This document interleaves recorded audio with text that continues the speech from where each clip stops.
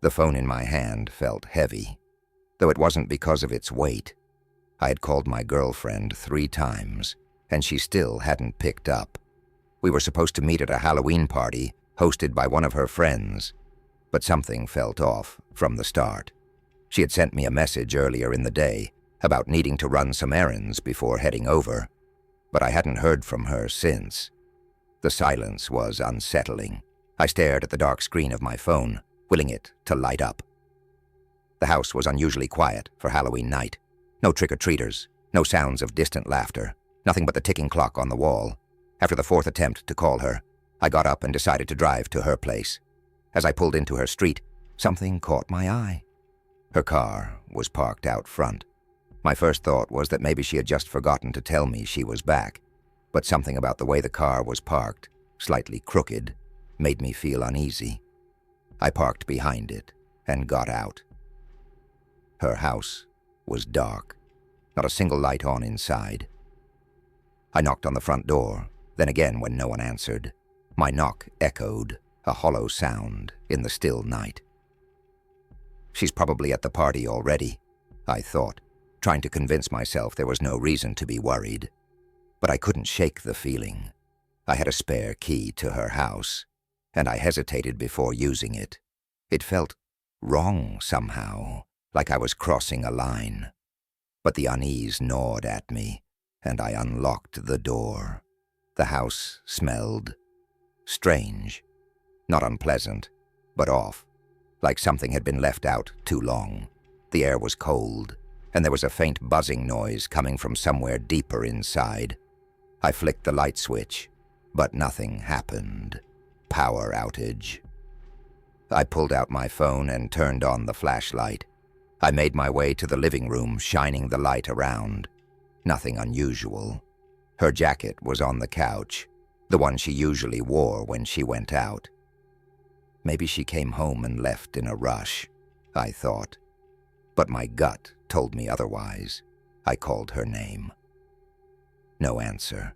Just the same buzzing noise that seemed to get louder the closer I got to the back of the house. It was coming from the kitchen. As I walked down the hallway, something crunched beneath my feet. I pointed my flashlight downward and saw broken glass scattered across the floor.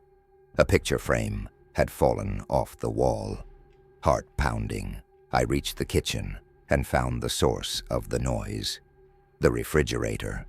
The door was slightly ajar, and the light inside flickered weakly. I approached it, my breath shallow. Inside was nothing unusual, just some milk, leftover food, and a phone. My girlfriend's phone, sitting there on the middle shelf. I grabbed it, and as soon as I did, the buzzing stopped. The refrigerator light blinked out, leaving me in darkness except for the beam of my phone. I stared at her phone in disbelief, trying to make sense of it. Why would she leave it here? Where was she? Suddenly, a cold draft brushed past me, and I felt an inexplicable urge to leave the house. I rushed back down the hallway, my footsteps quick and uneven. As I reached the front door, I heard a faint noise behind me, like footsteps, but slower, almost deliberate. I turned, shining the flashlight down the hall. Empty. Just the broken glass and the fallen picture frame. My mind raced as I tried to rationalize what I was experiencing, but the overwhelming fear drowned out any logical explanation. I bolted out the door, slamming it behind me. I jumped into my car, locking the doors, and sat there gripping the steering wheel, trying to catch my breath. My phone buzzed in my pocket. I glanced at the screen. A text message. From her. It read, "Where are you?" "I'm at the party."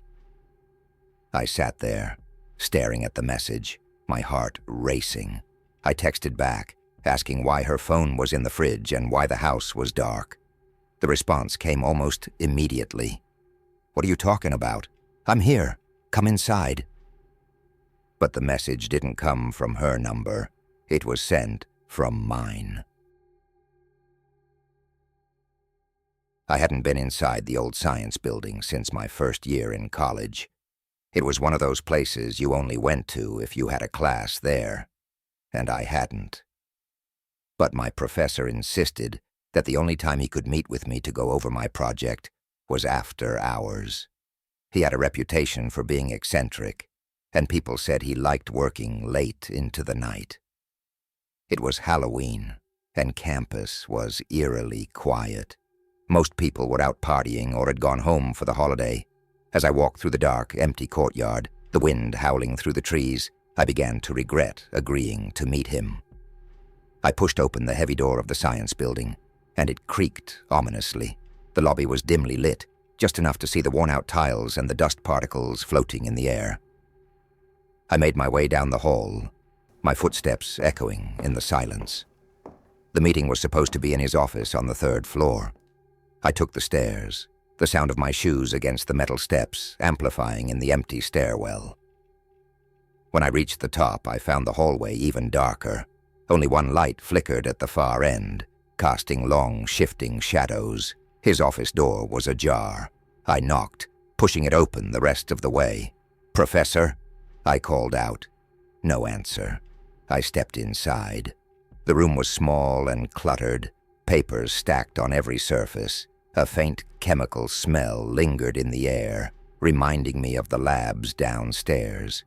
On his desk was an old, battered laptop, the screen showing some kind of data. But there was no sign of him. I checked my phone. No messages. I sat down in the chair in front of his desk, waiting. The minutes ticked by, and I grew more uneasy. I texted him, asking where he was. No response. I stood up, pacing the small office. That's when I noticed something strange. There was a door at the back of the room, one I hadn't seen before. It was partially hidden behind a large bookshelf, just barely visible. Curiosity got the better of me, and I walked over to it. The handle was cold in my hand as I turned it. The door swung open silently, revealing a narrow staircase leading down into darkness. I hesitated, but then, driven by a strange compulsion, I started down the steps. As I descended, the chemical smell grew stronger and the air colder. My phone's flashlight barely penetrated the darkness, but I kept going, my mind racing with questions. Where was the professor? What was down here? At the bottom of the stairs, I found a long, narrow hallway. The walls were damp, and the floor uneven. I walked slowly, feeling more and more anxious with every step. At the end of the hallway was another door, this one made of metal. I reached out to open it, but before I could, it swung open on its own. Inside was a large, dimly lit room filled with old laboratory equipment, beakers, test tubes, and strange machines that looked like they hadn't been used in decades. In the center of the room was a large metal table, and lying on it was my professor. He was motionless, his eyes staring up at the ceiling. I rushed over, but as soon as I reached him, his hand shot up, grabbing my wrist with a cold, clammy grip. His eyes locked onto mine, wide and filled with terror. "Get out," he rasped, his voice barely a whisper. Before I could react, the lights flickered and went out. I stumbled back, my heart pounding in my chest. When the lights came back on, the table was empty. The professor was gone. It was Halloween, and my boyfriend and I had planned to do something simple, just a quiet walk through the woods near my house. The forest had always been a peaceful place for us, and with the leaves changing color and the air crisp, it felt like the perfect way to enjoy the spooky season without getting caught up in any crazy parties or haunted houses. We set out just before sunset, the sky a brilliant mix of oranges and purples. I brought along a flashlight just in case, even though we both knew the trail like the back of our hands. It was a path we'd walked dozens of times before, but as we walked deeper into the woods, something felt different. It was subtle at first. The trees seemed a little closer together.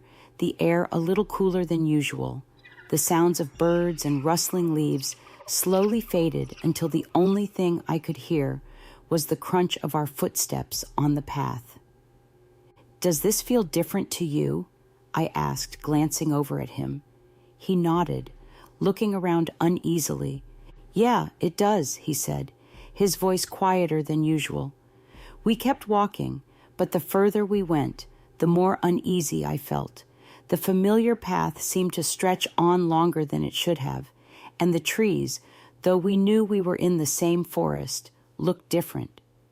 The branches seemed to twist unnaturally, and the leaves were a strange shade of deep red, almost as if they were stained with something. I stopped for a moment, shining the flashlight ahead. The path seemed to disappear into the trees, the dirt trail we knew so well, now fading into a mess of tangled roots and thick underbrush. "Where did the path go?" I whispered, feeling a chill run down my spine. He stepped ahead, looking around for any sign of the trail. "It's got to be here somewhere. We've never taken a wrong turn before." We both knew that wasn't possible. There was only one path through these woods, and we hadn't strayed from it. But now it was as if the forest had swallowed the trail whole. "Maybe we should turn back," I suggested, my voice trembling slightly. I didn't want to admit how scared I was starting to feel, but something about the woods wasn't right. He agreed, and we turned around, retracing our steps, or at least trying to. But as we walked back, nothing looked familiar. The trees seemed denser, the sky darker than it should have been. My heart started to race as I realized we were lost. How can we be lost?" I muttered, shining the flashlight in every direction. It only illuminated more trees, their twisted branches casting eerie shadows on the ground. Panic started to creep in. We had never gotten lost out here before. It didn't make sense. The forest wasn't that big, and the path was straightforward. But now it felt like we were trapped in some kind of maze, the trees shifting and closing in around us. "We need to keep moving," he said, trying to stay calm. But I could hear the fear in his voice, too. We walked faster, but no matter which way we turned, we couldn't find the trail. The flashlight flickered, and my heart sank. I tapped it, hoping it was just a loose battery, but it died completely, plunging us into darkness. The silence of the forest became oppressive, and the cool evening air now felt icy against my skin. I grabbed his hand, holding onto him tightly as we tried to navigate through the pitch-black woods. Then, in the distance, we saw a light, a faint, flickering glow through the trees. Relief washed over me. "There's someone up ahead," I said, pulling him toward the light. We hurried toward it, stumbling over roots and fallen branches.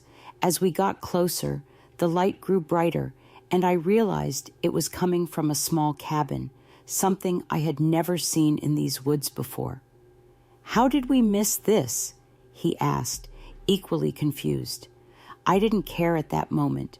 I just wanted to be somewhere safe, somewhere with light. We reached the cabin, its windows glowing with the warm light of a fire inside. I knocked on the door, hoping someone could help us find our way back. There was no answer. I knocked again, harder this time. Still nothing. "Maybe they're not home," he said, stepping back to look around. "Then why is there a fire going?" I asked, the unease creeping back into my voice. He tried the door, and to our surprise, it swung open easily. Inside, the cabin was small but cozy, with a fire crackling in the hearth and old wooden furniture arranged neatly around the room. But there was something strange about it. It looked like it had been lived in, but there was no sign of anyone. No food on the table, no personal belongings, just an empty, quiet cabin. "Hello?" I called out, stepping inside. The warmth of the fire was inviting, but something felt off. He walked over to the fire, inspecting it. "This is fresh," he said. "Someone was just here." As we looked around, trying to make sense of the situation, the door suddenly slammed shut behind us with a loud bang. I jumped, my heart racing, and ran to the door, pulling at the handle, but it wouldn't budge. "We're locked in," I whispered, the panic rising in my chest. Then, without warning, the fire in the hearth flickered and went out, plunging the cabin into darkness. We stood frozen, listening to the sudden deafening silence. That's when we heard it, a soft, scratching sound coming from the walls. It started faint, but grew louder, as if something, or someone, was crawling around the outside of the cabin. "Do you hear that?" I whispered, clutching his arm. He nodded, his face pale in the dim light. The scratching grew louder, circling the cabin, moving faster and faster. It felt like whatever was out there was getting closer, closing in on us. And then, just as suddenly as it had started, it stopped. The silence was even more terrifying. I held my breath, waiting, listening for any sign of movement. And then, a voice, barely more than a whisper, came from the darkness. "Get out." I fumbled for the door again, pulling with all my strength, and finally it flew open. We stumbled outside into the cold night, gasping for air, and ran. We didn't stop running until we were out of the woods, back on the street, where the faint glow of streetlights felt like a lifeline. When we finally made it home, we didn't say much. We didn't need to. We both knew that whatever we had experienced in those woods, whatever had happened to the path we thought we knew so well, wasn't something we could explain. And from that night on, I've never gone back to those woods. It was Halloween night, and my 2 younger brothers had begged me to take them to the haunted house attraction in town. I wasn't in the mood, but I figured it would be fun for them, and besides, they'd been talking about it all week. We drove over after dinner, the streets filled with kids in costumes, jack-o'-lanterns glowing on every porch. The haunted house was set up in an old mansion that had been abandoned for years. The town had turned it into a Halloween attraction, complete with actors dressed as monsters, spooky decorations, and cheap jump scares. My brothers were excited, practically bouncing with energy as we bought our tickets and joined the long line of people waiting to go inside. The house looked even creepier up close, its windows dark and cracked, the front door hanging slightly ajar. As we stepped inside, the dim lighting and eerie music set the mood perfectly. My brothers were holding onto my arms, laughing nervously as we made our way through the first few rooms. It was typical haunted house stuff, fake cobwebs, animatronic ghouls popping out from behind corners, and actors in masks jumping out to scare us. I was more amused than scared, but my brothers were having a blast. But then, about halfway through the house, something changed. We entered a room that looked different from the others. It wasn't decorated like the rest of the house. There were no actors, no fake blood or plastic skeletons, just a plain, dusty room with wooden floors and bare walls. In the center of the room was a staircase leading down into the basement. A man dressed as a butler stood beside the staircase, his face obscured by the shadows. "This way," he said, his voice low and gravelly. I hesitated, but my brothers, eager to continue, tugged at my arms, urging me to follow. We descended the stairs, the wooden steps creaking beneath our feet. The basement was cold, much colder than the rest of the house. It was dimly lit by a single light bulb hanging from the ceiling, casting long shadows on the walls. There were no decorations down here, just an old, empty room with concrete floors and walls that seemed to stretch endlessly into the darkness. My brothers clung to me, their earlier excitement replaced by nervousness. "Is this part of the haunted house?" one of them whispered. "I guess so," I replied, though I wasn't so sure anymore.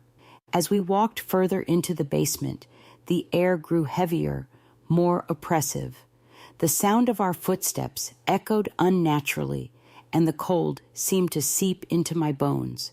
There was something about this place that didn't feel right, and then we saw it. At the far end of the basement was a group of people standing in a circle.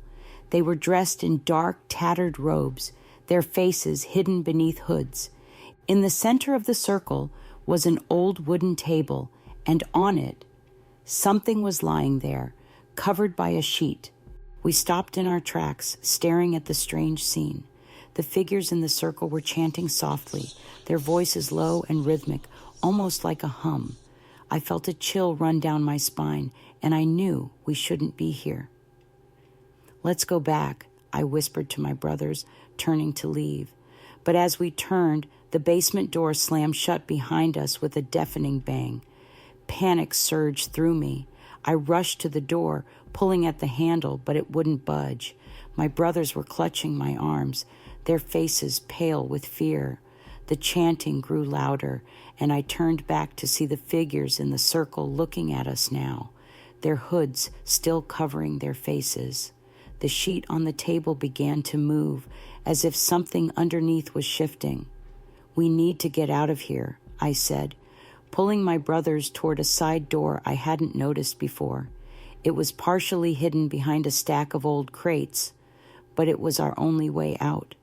We ran toward it, my heart pounding, and I threw the door open. Beyond it was another set of stairs, leading up into the darkness. We climbed them as fast as we could, not daring to look back. When we reached the top, we found ourselves in a small, cluttered room filled with old furniture and broken appliances. There was another door on the far side, and I raced toward it, yanking it open. We spilled out into the cool night air, gasping for breath. We were outside behind the mansion, the distant sounds of Halloween festivities still carrying through the air. I didn't wait. We ran to the car and drove home in silence, none of us daring to speak about what we had seen. Later that night, after I had put my brothers to bed, I couldn't shake the feeling that something was still watching us. And as I lay in bed, staring up at the ceiling, I swore I could still hear the faint sound of chanting, growing louder with each passing minute. Halloween had never been a big deal in my family. My mom wasn't into decorating or handing out candy, and every year she would quietly retreat to her room by the time the trick-or-treaters arrived. I never thought much of it. But this year, something felt different. Maybe it was because I had recently moved back home after finishing college, or maybe it was the way she had been acting the past few days, distant, preoccupied. On Halloween night, I decided to ask her about it. "Why do you always disappear on Halloween?" I asked, trying to sound casual as we sat in the living room, watching TV. She hesitated, her eyes darting to the clock on the wall. "It's just a personal thing," she said, avoiding my gaze. That only piqued my curiosity more. "What kind of personal thing?" She stood up abruptly. "I need to take care of something. I'll be in my room. Don't come in, okay?" Before I could press her further, she disappeared down the hallway, closing her bedroom door behind her. Something about the way she said it sent a shiver down my spine. I couldn't help but wonder what she was hiding. A few hours later, curiosity got the better of me. I knew I shouldn't, but I had to know what she did every Halloween. I crept down the hall, trying to be as quiet as possible.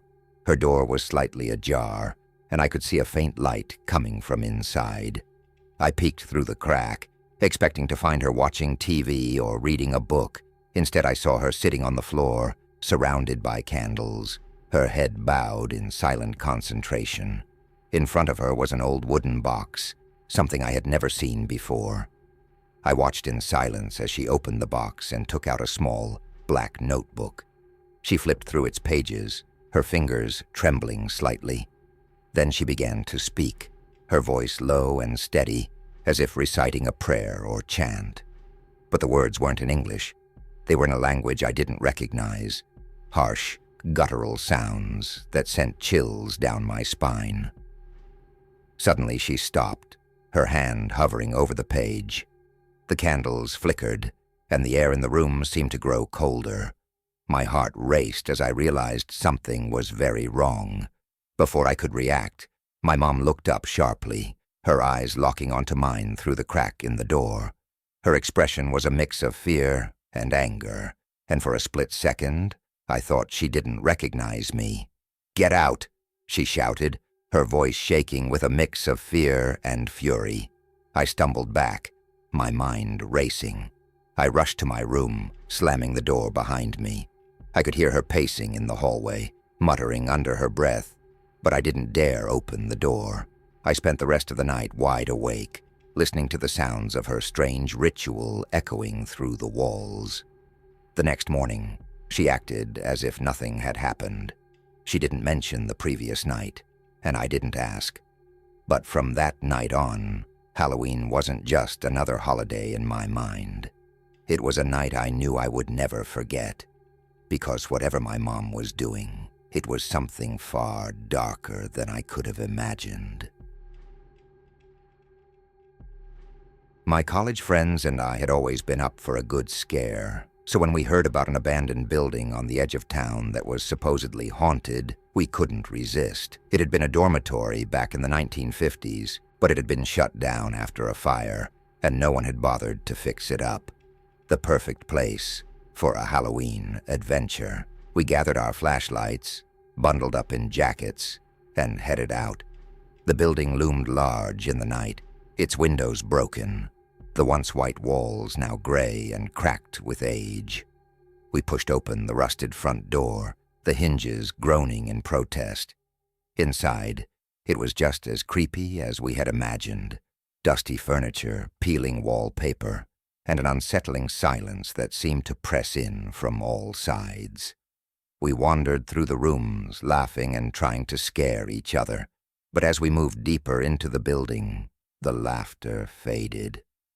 "Let's check out the basement," one of my friends suggested, pointing to a door at the end of a narrow hallway. I hesitated, but curiosity got the better of me. We made our way down the rickety staircase, our flashlights barely cutting through the thick darkness. The basement was cold, much colder than the rest of the building. As we stepped onto the concrete floor, our footsteps echoed unnaturally. Then we found it. A door that didn't seem to belong. It was newer than the rest of the building, almost as if someone had added it later. There was no handle, just a small keyhole in the center. "Let's open it," another friend said, his voice tinged with excitement. I felt uneasy, but I nodded, and one of us started fiddling with the lock. After a few minutes, it clicked open. The door swung inward, revealing a small, windowless room. It was completely bare, except for a single chair in the center, facing the doorway. We stepped inside cautiously, shining our flashlights around. That's when the door slammed shut behind us.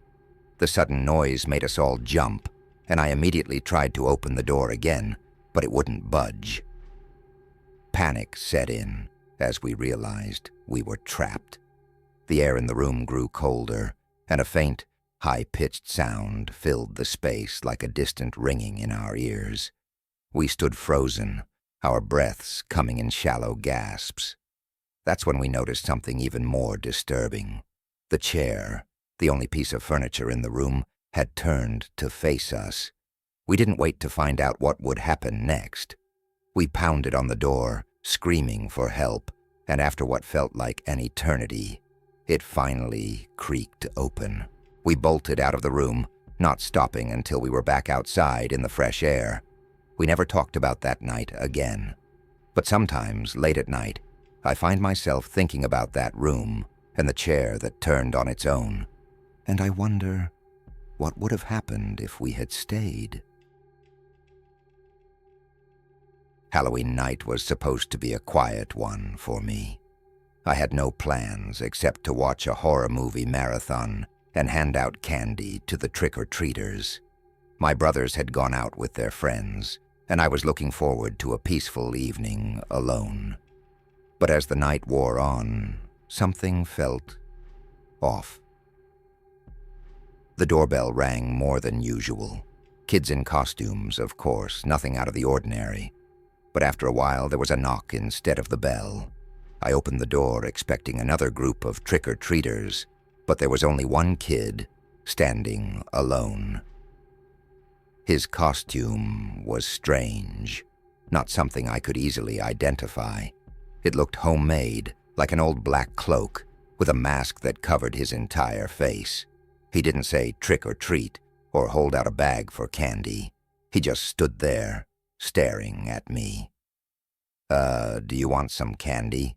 I asked, trying to break the awkward silence. He didn't respond, just stood there. I felt a chill run down my spine. Something about the way he was standing, so still, so quiet, was unsettling. I reached for the bowl of candy and held it out to him. He took a step forward, but instead of reaching for the candy, he pointed inside the house. I glanced behind me, confused. "Are you looking for someone?" He didn't answer, just kept pointing. My heart began to race. Something about this felt wrong. I quickly closed the door, locking it. I stood there, listening, but after a few moments the knocking started again. Slow, deliberate knocks. I peeked through the peephole. The kid was gone. Relief washed over me, but it was short-lived. As I turned away from the door, I heard something upstairs. Footsteps. My brothers weren't supposed to be home yet, and I hadn't heard anyone come in. I grabbed a kitchen knife, my hands trembling. Slowly, I made my way up the stairs, every creak of the wood making my heart race faster. When I reached the top, I saw my bedroom door was open. I had closed it before going downstairs. I stepped inside cautiously, my flashlight cutting through the darkness. The room was empty, but I could feel it. Something was wrong. The air was heavy, thick with the feeling of being watched. Then I saw it. In the corner of the room, by the window, stood the kid in the black cloak, his mask still on, staring at me. I froze, unable to move or speak. He didn't move either, just stood there, watching me. Suddenly, the front door slammed shut downstairs. I turned my head in panic, and when I looked back, the kid was gone. Vanished, as if he had never been there. I ran out of the house, not stopping until I reached the street. When my brothers came home later, I told them everything, but they just laughed it off. They thought it was a prank, a trick my mind had played on me. But I know what I saw. And every Halloween since, I've kept my doors locked, my windows shut. Because I'm afraid that one day he'll come back. And this time, he won't leave so quietly. It was a late afternoon on Halloween, and I was sitting at my desk, catching up on work that had piled up over the week. My phone buzzed beside me, as it often did, but this time, the notification wasn't a social media update or an email. It was a message from an unknown number. "I'm outside your door. Let me in." I stared at the screen for a moment, confused. At first, I thought it was a prank. Maybe a friend trying to spook me on Halloween, but no one I knew would bother to hide their number, and the message felt off. I brushed it aside, trying to focus on my work. A few minutes later, my phone buzzed again. "Why won't you let me in?" My heart skipped a beat. I glanced toward the front door, which was only a few feet away. It was locked, as it always was, and everything seemed normal. The house was quiet, except for the faint hum of the heater. No footsteps outside, no sounds of anyone knocking. I typed out a quick response. "Who is this?" and sent it, my fingers feeling slightly shaky. The reply came almost instantly. "I'm right outside. I can see you." That's when I started to feel uneasy. I stood up, walking over to the door quietly, trying not to make any noise. My hand hovered over the doorknob, but I didn't open it. Instead, I looked through the peephole. No one was there. I stepped back, my heart racing now. Was this a prank? I thought about calling someone, but I didn't want to seem paranoid. Maybe it was just a wrong number, or someone trying to scare me for fun. But then another message popped up. You looked right at me. I froze. Whoever was sending these messages knew I had looked through the peephole. My stomach tightened, and I felt a cold sweat forming on the back of my neck. I backed away from the door and grabbed my phone again. I was about to call the police when another message came through. You can't hide. I'm already inside. My breath caught in my throat. Inside? That didn't make any sense. I was the only one in the house, right? I grabbed a kitchen knife, my hands trembling, and began walking through the house, checking each room. The living room was empty, the bathroom too.